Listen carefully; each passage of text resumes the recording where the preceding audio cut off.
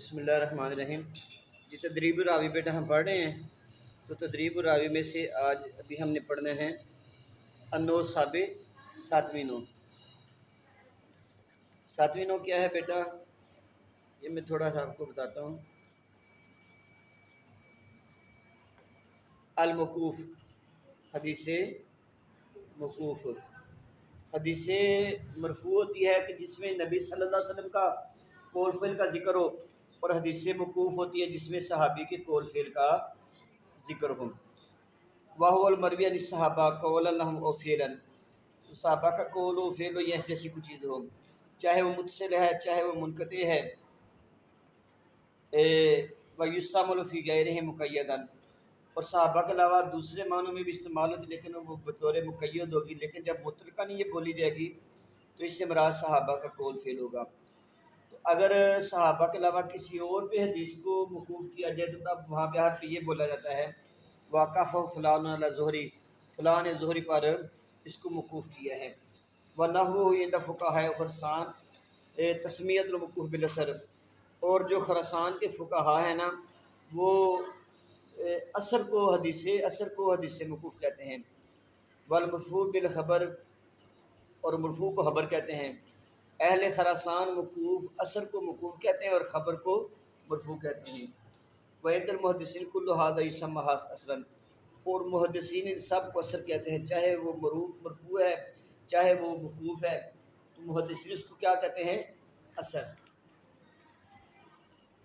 آگے کچھ فروع ہیں اس میں بیٹا، یہ فروع بیٹا دیکھیں۔ پہلی فرع یہ ہے کہ احدھا قول صحابی، پہلی فرع یہ صحابی کا قول۔ کیا صحابی کا قول؟ کنا نقول نفعل کذا، کہ ہم ایسا کہتے تھے یا ایسا کرتے تھے، ہم ایسا کہتے ہیں یا ایسا کرتے ہیں۔ علم یضف الی زمن نبی، اگر اس کو حضور کے زمانے کی طرف منسوب نہیں کیے گا تو حدیث موقوف ہے۔ دیکھیں اگر صحابہ یہ کہنا کہ ہم یہ بات کرتے ہیں یا ہم یہ بات کہتے ہیں، یہ حدیث موقوف ہوگی۔ لیکن اگر وہ یہ کہہ دینا ہم نبی پاک کے زمانے میں یہ کام کرتے تھے، نبی پاک کے زمانے میں یہ کہتے تھے، تو جب حضور کے زمانے کی نسبت آ جائے گی تو پھر وہ حدیث موقوف نہیں ہوگی، کیا ہو جائے گی؟ حدیث مرفوع ہو جائے گی۔ شاباش۔ وَإِنْ أَضَافَهُ فَالصَّحِيحُ أَنَّهُ مَرْفُوعٌ، اگر وہ منسوب کر دے تو بہت صحیح ہے کہ یہ مرفوع ہے۔ وقال امام اسماعیلی کہتے ہیں موقوف کہ وہ حدیث موقوف ہوگی، والصواب الاول، لیکن درستی یہ ہے کہ پہلی بات ہی ٹھیک ہے، یعنی کہ اگر اس کو حضور کے زمانے کی طرف صحابی منسوب کر کے کہنا کہ ہم حضور کے زمانے میں یہ کرتے تھے، اب وہ بے شک صحابہ بات اپنی کر رہے ہیں، لیکن حضور کے زمانے کی طرف جب منسوب ہوگی تو پھر بھی حدیث مرفوع ہی ہوگی۔ وقضا قولہ، ایسی صحابہ کا یہ قول، کنا لا نرا باسن بقضا فی حیات رسول اللہ، ہم حضور کی زندگی میں اس میں کوئی حرج نہیں دیکھتے تھے، تو یہ بھی حدیث مرفوع ہے کیونکہ حضور کی زندگی کی نسبت ہو گئی۔ او ہوا فینا، یا حضور ہم میں تھے تو ہم یہ کام کیا کرتے تھے، تو یہ بھی حدیث مرفوع ہے۔ او بین ازہرنا، یا حضور ہمارے درمیان تھے ہم یہ کرتے تھے، تو یہ بھی حدیث مرفوع ہوگی۔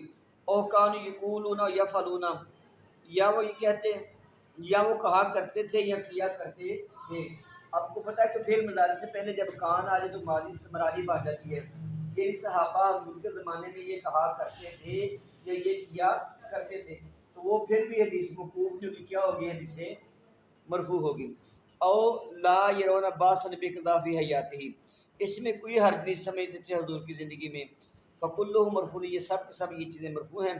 وامن المرفوع قول المغیرہ، اور حدیث مرفوع میں سے یہ حضرت مغیرہ کا قول، کان اصحاب رسول اللہ یقرؤون بابہ بالاظافر، حضور کے صحابہ ناخنوں کے ساتھ اپنا دروازہ ناخن کے ساتھ دروازے پہ دستک دیتے تھے۔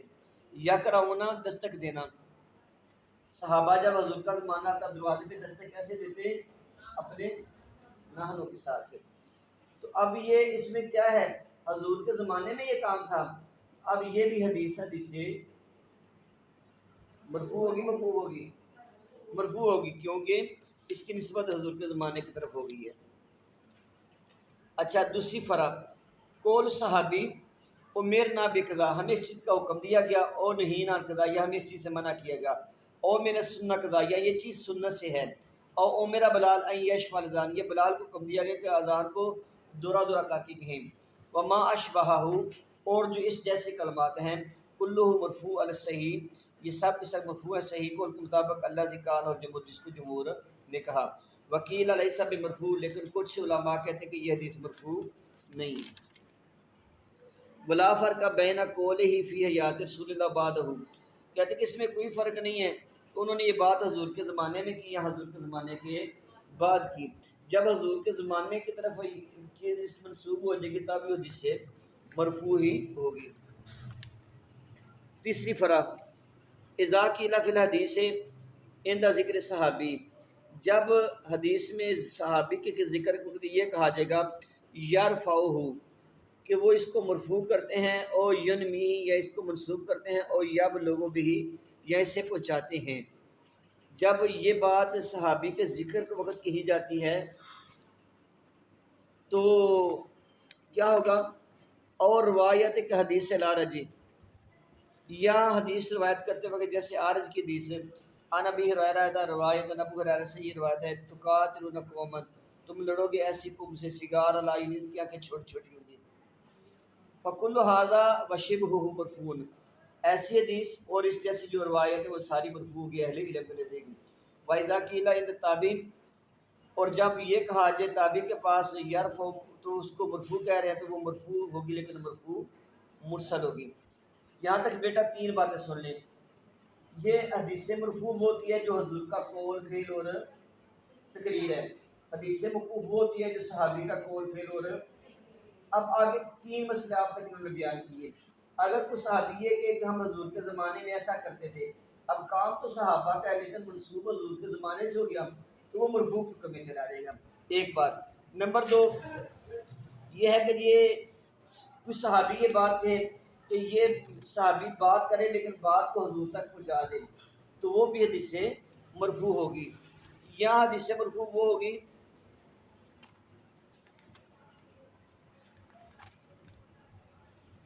کہ ہمیں اس چیز کا حکم دیا گیا، تو ظاہر حکم دینے والے سرکار ہی ہیں، یا ہمیں اس چیز سے منع کیا گیا تو منع کرنے والے سرکار ہی ہیں نا۔ اب اگر یہاں پہ سرکار کا نام نہیں لیا گیا، جب یہ کہہ دے کہ ہمیں حکم دیا گیا تو لا محالہ ذہن اس طرف جائے گا کہ انہیں حضور نے حکم دیا ہوگا نا، یا حضور نے منع کیا ہوگا۔ اگر صحابی یہ کہے کہ ہمیں اس چیز کا حکم دیا گیا یا ہمیں اس چیز سے منع کیا گیا تو وہ حدیث بھی حدیث سے مرفوع ہی ہوگی۔ اچھا آگے یہ ہے اما قول من قال تفسیر الصحابی مرفوع، کچھ لوگ کہتے ہیں صحابی جو کسی آیت کی تفسیر کرتے ہیں وہ بھی حدیث سے مرفوع ہوتی ہے، کہتے ہیں کہ یہ فذالک فی تفسیر یتعلق بسبب نزول وغیر موقوف، اگر صحابی کوئی رائے دیتا ہے کسی آیت کی تفسیر کے حوالے سے تو بیٹا صحابی کی تفسیر کے حوالے سے جو اپنی رائے ہے یا تفسیر ہے نا، اس کو حدیث موقوف ہم کہتے ہیں۔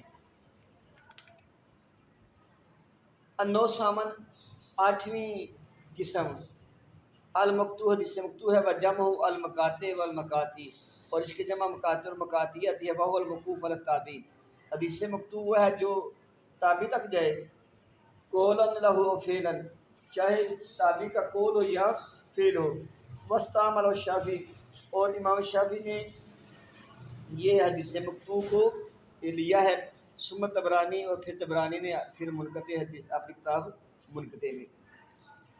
المرسل،